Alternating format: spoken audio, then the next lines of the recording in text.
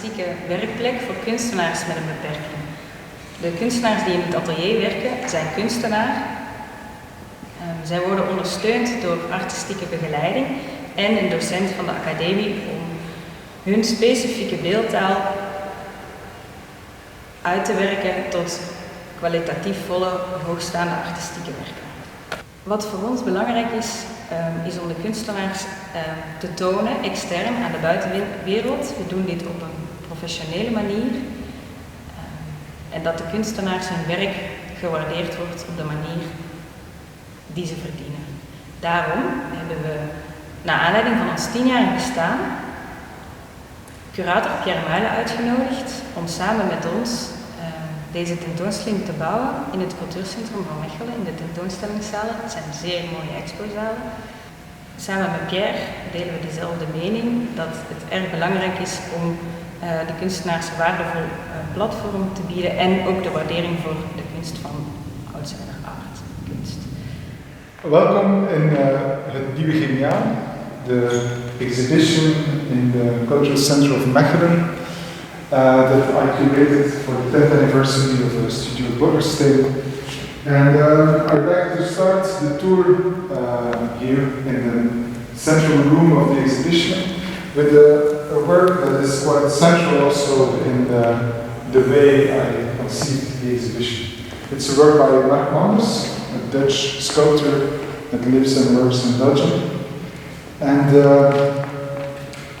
I wanted this work to be the center of the exhibition because it materializes the central idea also of the exhibition, that is that thinking and the discourse, the thinking of the artist and the thinking about art is not something that one can conceive separately from the making, and the making is also a way of thinking.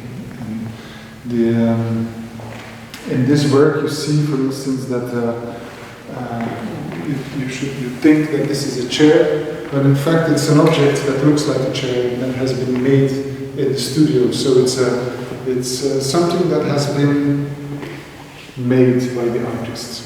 Just the same as this figure that has some features that one can recognize immediately, like the head or his body, his or her, I don't know. But it's not a body. The way that there's a piece of wood in the neck, and you see also there's clay here, so there are traces of the fact that it's wet clay. And it looks like wet clay, but it's not wet clay. It's made of bronze with a special patina that was used on it to make it look like wet clay. And so it's full of this very strange,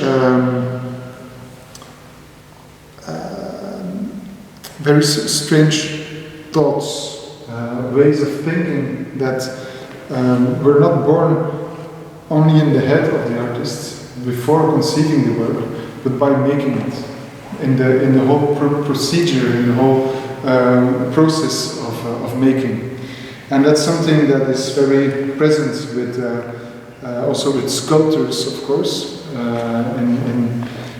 because sculpture is also in essence something that was not there before, and suddenly it's there, it's here, and it looks like it has always existed, but it didn't. And so I wanted this piece to be in the center of the exhibition, in this wonderful oval room, where we will see the other rooms that are attached to this room. So we always come back here when we circulate in the exhibition, and this is like the center of a clock, where you see this sculpture that is quite monumental. It has a small size, but it fills the whole room. It reminds me also when we were building up the exhibition of the work of Nigel Kingsbury. And Nigel is an artist that lived in London, in the Studio and Action Space in London. He worked there his life, and he made these wonderful drawings, where at first sight, when you look at the materiality of the both works, of the work of Mark Manders I was talking about, and his work, it's completely different. This is a drawing, it's on paper, but it has some features that are echoes from one to the other. And maybe it's also because I know the drawings of Mark Manders, and there are similarities, but especially the fact that you recognize a woman's head here, with the heavy makeup on the eyes, and then I imagine a kind of big white dress that becomes a drawing, and becomes a kind of sculpture. It has also these different layers of thinking, different ideas that are overlay in one work. So this is the kind of echoes that I like to organize within the exhibition, and that we will see more during the visit.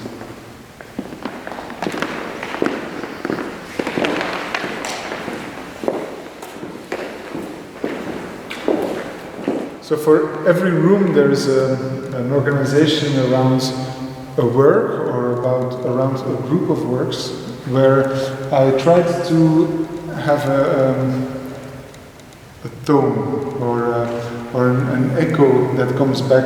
It can be an echo that has an echo in the colors or in the way of building up the work, but mainly it's about the thinking that is within the work. And here, it's the best introduction I can give for this room is to talk about the work of Belinde de Breuker, the Courtyard Tales. And here you see works that are very monumental, and that's what we needed in this beautiful room, but also very fragile, and the different layers of sheets that were completely rotten or eaten by moths and different moistures have also a very tragical presence in the room that can echo with a lot of work that are formally maybe completely different. Most of them are, but always have a same kind of tone. Like the work of Joseph Lambert, for instance, where you see all these different layers, and one can say that it's a purely formal rhyme with the work of Belinde, but even without that, it's, you can see and feel a connection in the thinking and the tone of the work. With the drawings of Nanou van der Kruis that are next to Belinde de Breuker's Courtyard Tales, you see a completely different scale, of course. It has the same monumentality, but in another scale. And but there's also this fragility of the drawing that is made of lines and very subtle colors and fingerprints and different layers coming together into this wonderful drawing that has very fragile vulnerability and some aspects that one can recognize, like the leg or a hand, but just enough to give you enough to get into the drawing, and then it becomes just something completely new and different. We're very happy that we could show a work of Judith Scott, the American artist, that and to show it together with the work of Belinde de Breuker, but also the other fantastic works that are in this room, because it really ties together literally the different works in the room. It's you can see a fan inside, an electric fan that was probably once in the studio in Auckland, and that she used to make this fantastic sculpture that is made of different ropes and pieces of wool and fabric, and that she knots together to bind it to become a very powerful, very layered, strong, but at the same time even as vulnerable sculpture as it is strong. And this is really the tone that brings together the works in this room. Like the letter of Harald Stoffels to his mother, like all these drawings, they all start with Liebe Mutti.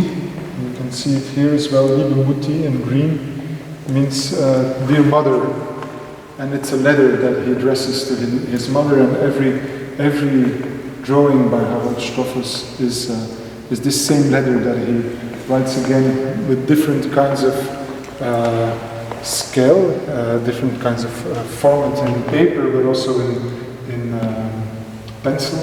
And you see the lines that they are so slow and hesitating and vibrant in how he makes this drawing. So it's a very, very slow process and a very slow thinking of this work that made this object that was a letter once, but became a drawing, or maybe it's music, or we don't know, but it has this wonderful impact that is very sensitive at the same time. Here in this room, I initially thought to use the work of Luc Teumans as the central work to make decisions of which other works to show. But during the process of building up the exhibition, it shifted and it became different works for different reasons, but mainly the work of Adolf Beutler. Adolf Beutler is a German artist living in Berlin, in the Mosaic Werkstätte, where he makes these wonderful drawings and also these wooden objects that he draws on. The studio is in a place where there's a wood workshop on the first floor, and for years before going to his space where he works, he dropped by in the wood workshop to take some pieces of wood that are thrown away. And he used them to put around him in the working space. He has this old school drawing table for architects used to have before they had computers. And on everywhere around there are these wooden pieces that he first like they were, but then by drawing continues to draw outside of these frames, outside of the paper, continues to draw like an eternal drawing that is going everywhere on the table and on the wooden pieces. And later when he had this impressive collection of drawings on wooden parts, he decided to bring them together in the same kind of installations that he used to make in the studio, in the place where he works, because he always changed it. He always was making installations with them around the place where he works, but then also to do it on tables in exhibition space. And that's what I reconstructed in this installation, but that he did in Liège, in Met Musée, years ago, where I offered him this catalog of Alessandro and Michelangelo. It was very funny for me to see this catalog pop up from the boxes again, because he thanked me and immediately integrated it in the installation. But I really was moved to show his work again with the work of together with the work of Johan Genens, because it's the second time that I show them together, and I didn't mean to do it again, but during the process of the exhibition it just happened again. So it must be something that is very strong for me. Like, I really admired the work of Johan Genens in the way how he uses the painting for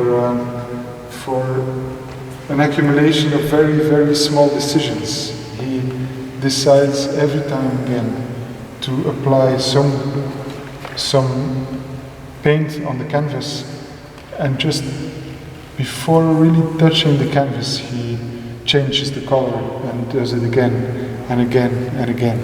And the whole stretching of time that is so essential to painting is in a very essential way concentrated in his work, and it has the same doubt about in the way Adolf is making these drawings and accumulating them, and then they become something very, very powerful and impressive.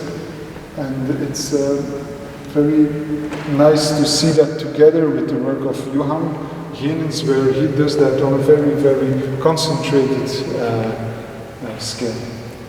With this work of Luc Tuymans, I was very surprised when I saw it in the real work, the object itself, because I only knew it from an image, and when you see it, it's something completely different. It's painted, oil on canvas, but it's like this canvas, for instance, it's circles. You should think that a painter just paints a circle like this. But here it's not painted like that. You see that it's full of hesitation and different ways of bringing together these lines, and it's not an image that brings you, it's not a painting that brings you an image, it's an image that always tries to say that it's also a painting, and that it's painted in a very weird way. There are a lot of details that show us, especially here in this one, that shows that it's not painted in a way that a painter would paint it. This image is made by paint that is put together in a very strange way. Like some of the lines, like this one, should be a line that gives a depth on in this man's clothes, but it doesn't. It comes in our direction. So it's a very unpainterly painting, and it's also not an image. It's really vibrant on that edge of both, and it's something that one cannot see when you don't see the works themselves. And for me it was a real surprise to discover this work by showing it here, and I'm very happy to show it together with the work of all these fantastic artists, but also of Sylvain Cosets, because the work of Sylvain has this same quality of drawing and making an image of a man and a hand and an arm and this body, but on the same time it's none of that.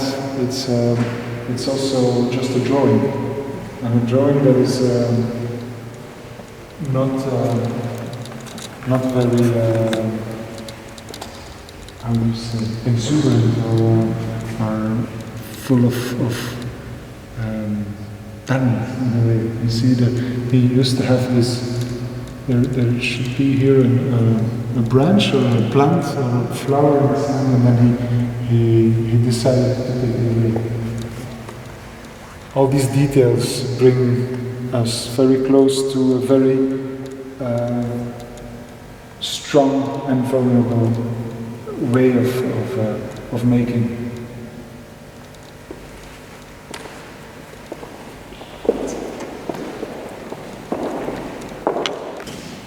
With this series of drawings of Karhan Mui, which is a Dutch artist from Chinese origin, from Goes in Zeeland, very close to the Belgian border, we see drawings that from a distance are very, very powerful, have a very strong impact with big dark parts and or very vibrant blue parts that the colors and the overall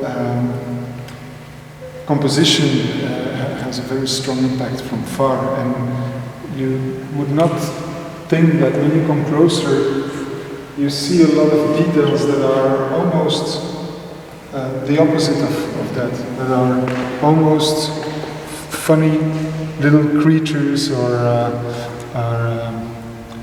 human beings or details where he gives a lot of attention to, but are not visible from at the first sight. It's a second lecture that you discover when you come closer.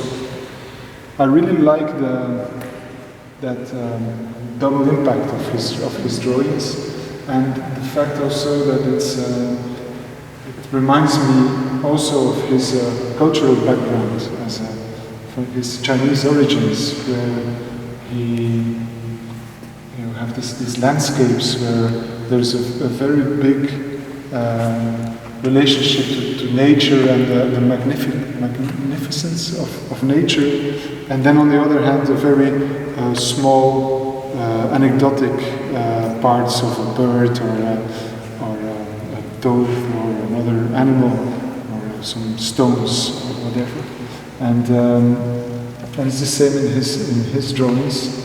And for me, it's another proof that the making of drawing is also a way of thinking, and a very complex way of thinking. When you imagine that this once was just a white piece of paper, and now it's this, you see how imagination and making are feeding each other to become this.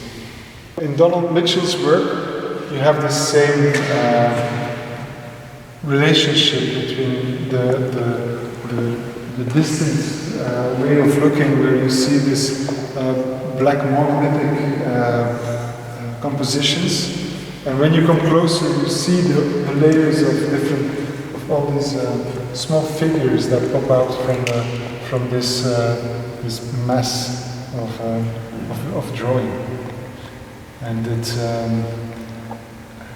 a very completely different way of approaching drawing from what we saw with Karhan Mui, but it has also this very bizarre relationship between the image and the drawing.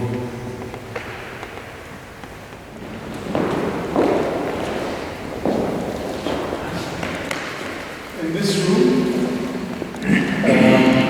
I showed works of different artists that for me have this relationship to something that is very essential in painting. And it's the use of color, the use of the image and the painting, and how this can contradict sometimes. In the work of Reinhard Dietrich, for instance, you see this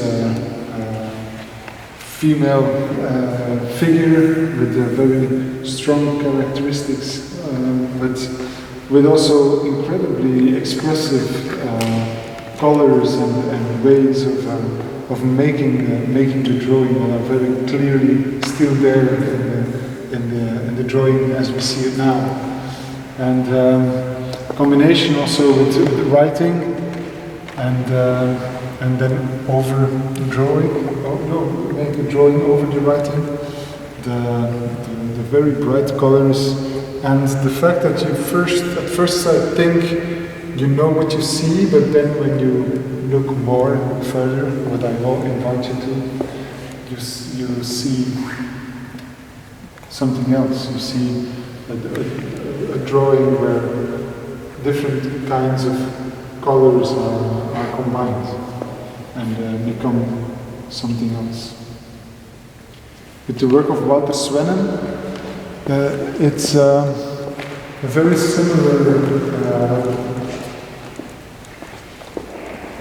way of looking and appreciating the painting when you, at first sight, immediately recognize the camel and the profile of a woman, and the letters, but then are sucked into a painting, and a painting that is made of a lot of different layers and decisions that make this painting that is at the same time destroying the image, because you almost, after a while, forget that you're looking at a blue camel with a Happy Mother's Day written under it. That's the title of the work.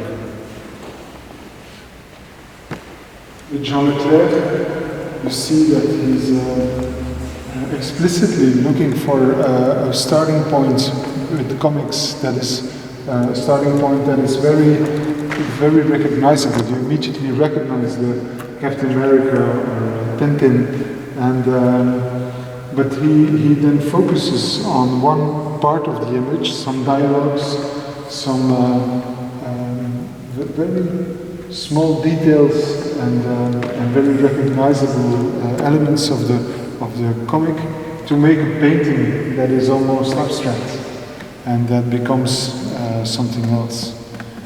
So I like to play in this room with these echoes of all these different approaches to painting on image and color, and with the work of Riccardo Sevieri, you see a lot of almost hieroglyphs, symbols that are repeated and reused in different combinations that have all a very anecdotic link to his life.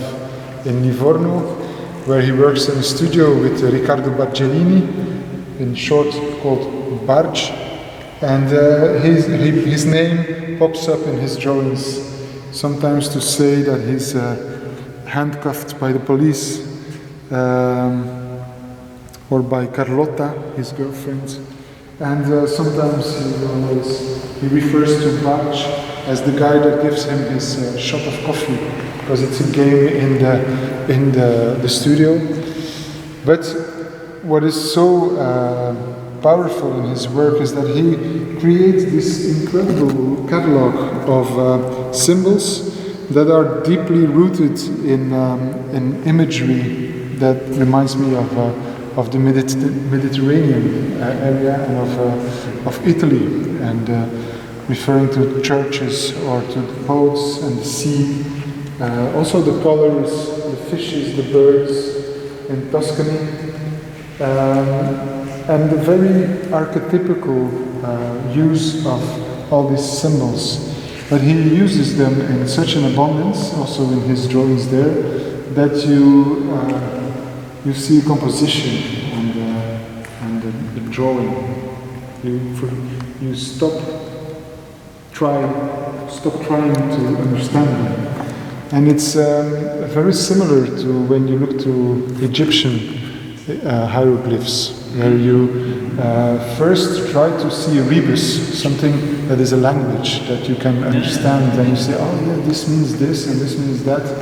But after a while, you give up trying, and you just look at them as very strong archetypical images that are carved in stone.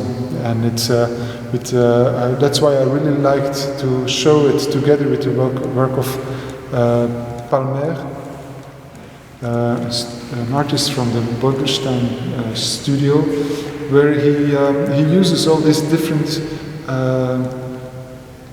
archetypical persons or images of people in different sizes all in the same very frontal or in a profile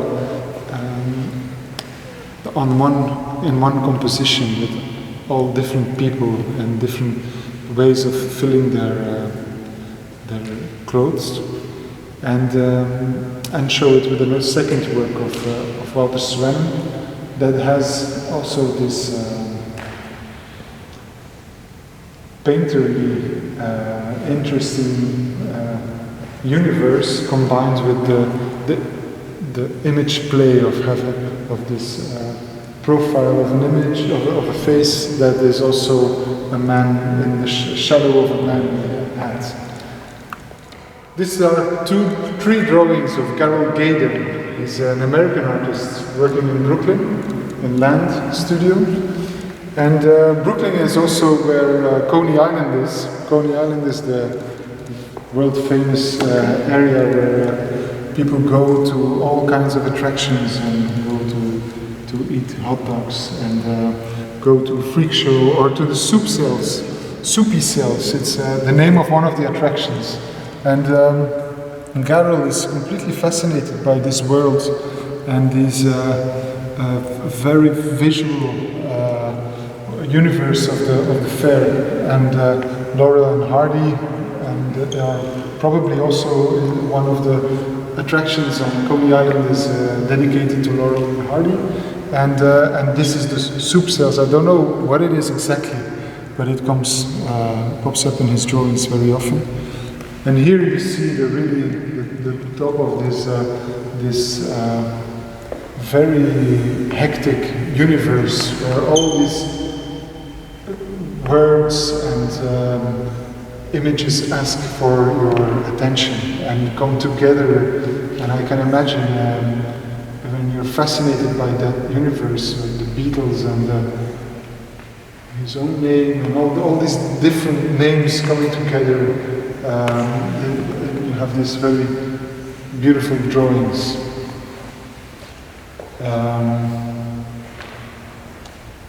With the work of Simon Le Fleur. He's a French artist that has a background also as a graffiti street artist. He also makes beautiful work in the streets, but when he's making his drawings on paper, you see also this attraction to the strong image, like you have in graffiti or in mural pieces, but then on a very other scale, and for me a very different poetic layer to it that I like very, very much. It's an artist that I only discovered while doing this exhibition, making this exhibition, but it's these different layers that at the same time are making a very recognizable form, but at the same time deconstructing it and making a very beautiful landscape-ish drawings. It's very fascinating to me. And this is something you recognize in the whole room with all the works that you see here, that there is this tension between wanting to impose an image and at the same time make it implode because of the making of the image.